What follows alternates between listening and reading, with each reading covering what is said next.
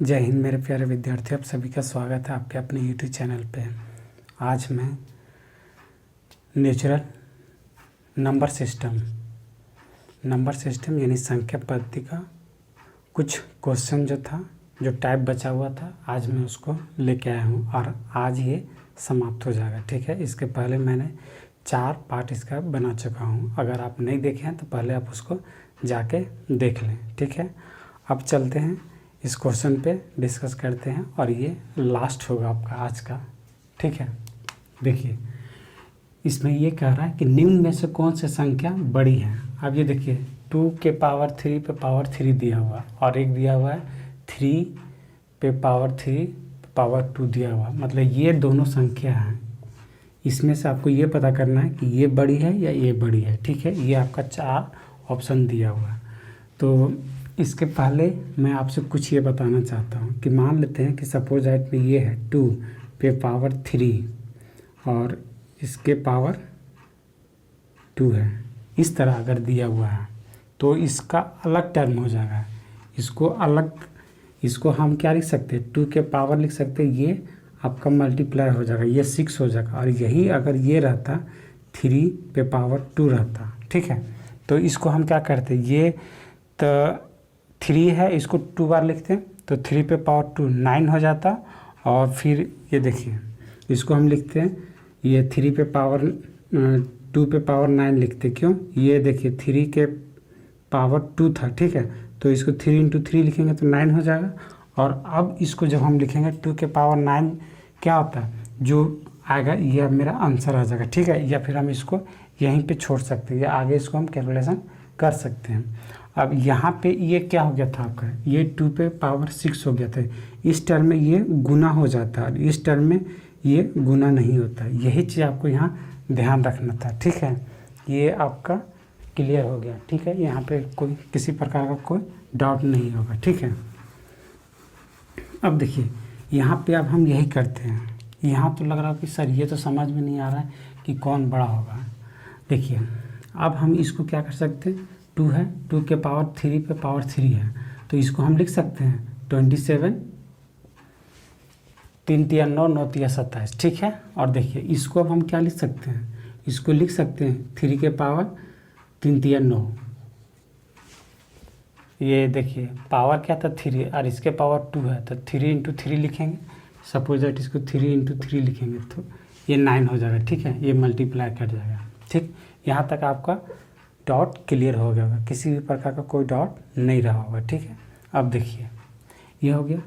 अब देखिए यहाँ से हमको अब ये पता करना है, क्या पता करना है कि इसमें से पता चल रहा है कि ये बड़ा होगा कि ये बड़ा होगा, ये हमको नहीं पता चला, इसमें पूरी तरह से कन्फ्यूज़न है। लेकिन यहाँ से अब हम ये कर सकते हैं, इसको अगर हम लिख दें 2 के पावर 26, कोई दिक्कत, इसको हम ये लिख सकते हैं कि नहीं लिख सकते हैं। सपोज दैट ये हम लिख सकते हैं, यहाँ पे दिक्कत नहीं होना चाहिए।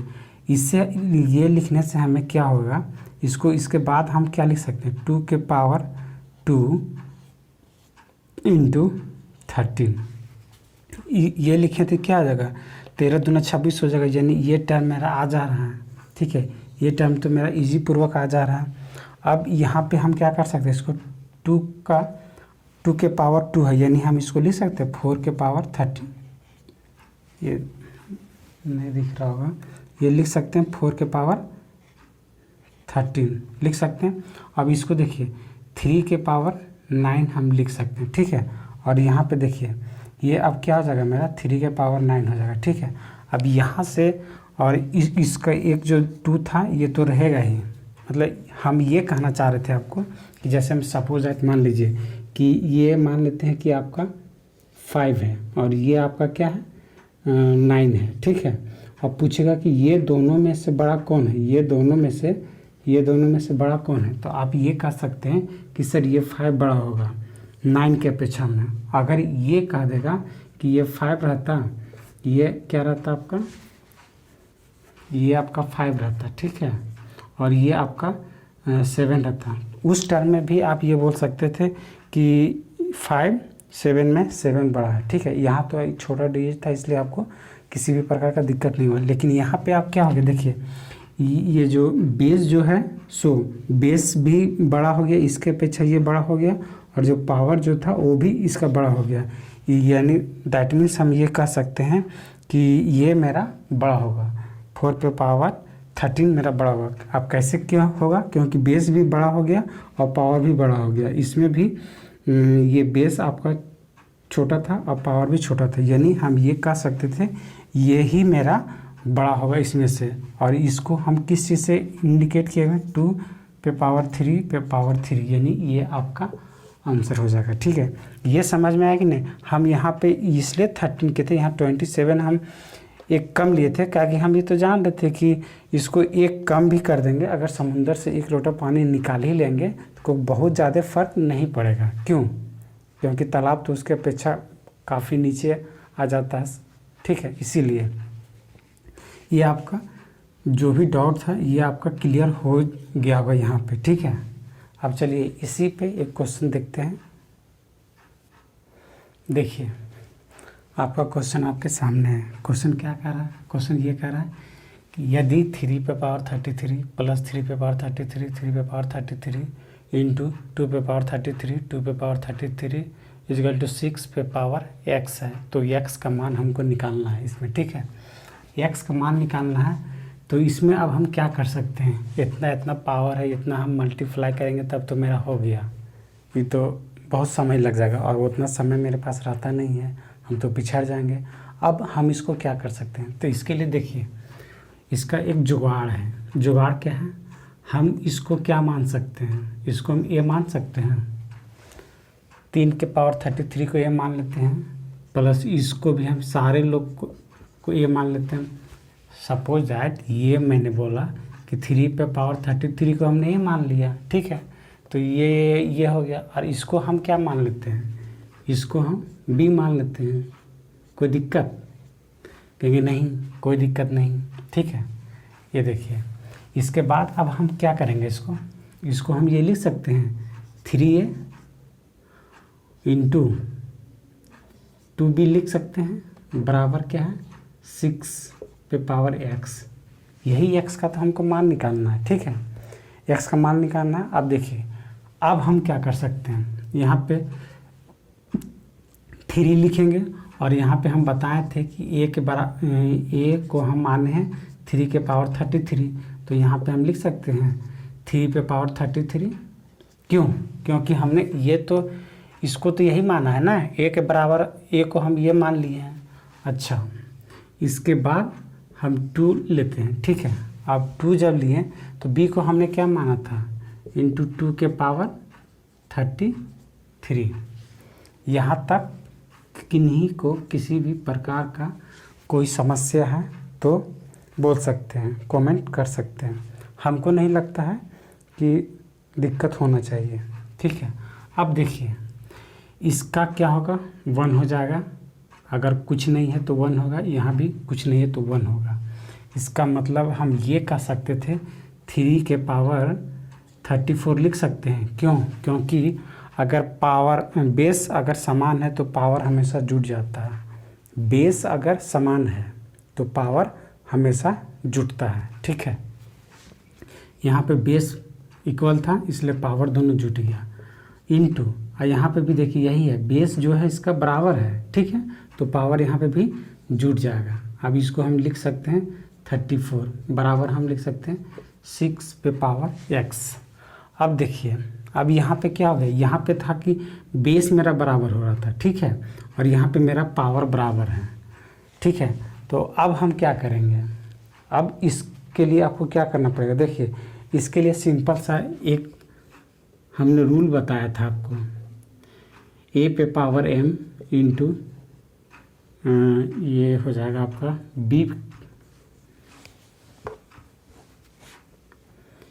a के पावर m इंटू b के पावर m। ये इस टर्म ये है, अगर ये दिया हुआ है ठीक है, तो आप इसको हम क्या लिख सकते हैं, इसको हम लिख सकते हैं a इंटू बी पे पावर m लिख सकते हैं अकॉर्डिंग टू फार्मूला। ठीक है, जब मैं लॉग पढ़ाऊँगा उसमें इसका मैं पूरा डिटेल करूँगा, ठीक है। वहाँ पे आपका पूरी तरह से कॉन्सेप्ट क्लियर हो जाएगा, ठीक है। ये अभी आप ये मान लीजिए कि ये फार्मूला है, आप इसको ध्यान रखिए, ठीक है। और ये आप ऐसे भी इसको आप याद कर सकते हैं, ठीक है। अब देखिए ये तो इस टर्म में आ गया, ठीक है। देखिए यहाँ पे क्या है, बेस 3 है और पावर 34 है, और यहाँ पे क्या है, बेस 2 है और पावर 34 है। देखिए यहाँ पे बेस क्या था, a है और पावर m है, और यहाँ पे भी बेस क्या है मेरा, b है और पावर m है, यानी सेम टर्म हो गया। तो इसको हम क्या लिख सकते हैं, इसको अब हम लिख सकते हैं a इंटू बी पे पावर जो दिया हुआ है, तो इसको 3 इंटू 2 और इसको हम लिख सकते हैं 34, अर्थात यहाँ पे हम लिख सकते हैं 3 पे पावर x। यहाँ तक समझ गए। अब ये देखिए ये मल्टीप्लाई हो जाएगा तो 6 हो जाएगा, 6 के पावर 34 बराबर 6 के पावर x, ठीक है। ये हो गया। अब देखिए अब यहाँ पे क्या हो गया कि बेस इसका जो था सो इक्वल हो गया, बेस बराबर हो गया तो पावर भी बराबर हो जाएगा, ठीक है। अब देखिए जब ये ध्यान रखिए, जब बेस बराबर हो गया तो इसका मतलब ये है जो पावर जो होगा ये भी इसका बराबर हो जाएगा, यानी हम ये कह सकते थे कि x बराबर मेरा 34। अब ये कैसे हुआ, अब ये नहीं कहिएगा सर ये आप कैसे ले आते, ये देखिए x 34 बराबर x, यानी मेरा x का वैल्यू क्या निकल गया, 34 निकल गया, ठीक है। ये आपको दिक्कत नहीं होना चाहिए, और ये आपका ऑप्शन दिया हुआ है। यहाँ तक कोई आपको दिक्कत नहीं होना चाहिए, किसी भी प्रकार का नहीं होना चाहिए, ठीक है। तो अगर ये सेशन आपको अच्छा लगा हो तो लाइक करें, और चैनल पर अगर आप पहली बार विजिट कर रहे हैं तो चैनल को सब्सक्राइब करना ना भूलें, ठीक है। किसी प्रकार का कोई क्वेरी हो तो कमेंट सेक्शन में आप छाप सकते हैं। एक बार मैं फिर से आपको क्वेश्चन को समझाने का कोशिश करता हूँ। कोशिश इसलिए करता हूँ क्योंकि ये क्वेश्चन अक्सर किसी न किसी वनडे एग्ज़ाम में गोला भरो प्रतियोगिता में देखने को ये मिलेगा। क्या था, ये दिया हुआ था क्वेश्चन, हमने क्या किया, 3 के पावर 33 को हमने a मान लिया और 2 के पावर 33 को हमने b मान लिया। इससे हमें ये हो गया कि हमें कैलकुलेशन करने में सुविधा हो गया। यहाँ पे क्या हो गया था, हमने इसको ऐड किया तो 3a आ गया, और इससे ऐड किया यहाँ पे 2ab आ गया, ठीक है। इतना बराबर ये मेरा दिया हुआ था, 6 पे पावर x दिया हुआ था।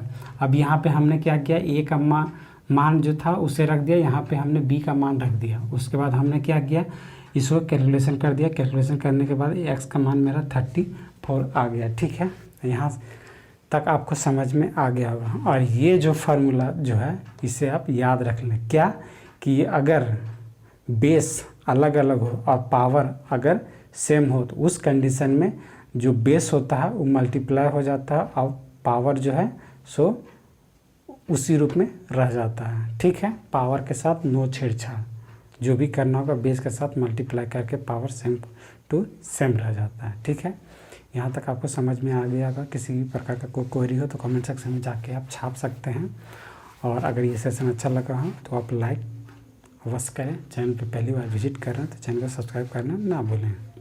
जय हिंद, जय भारत।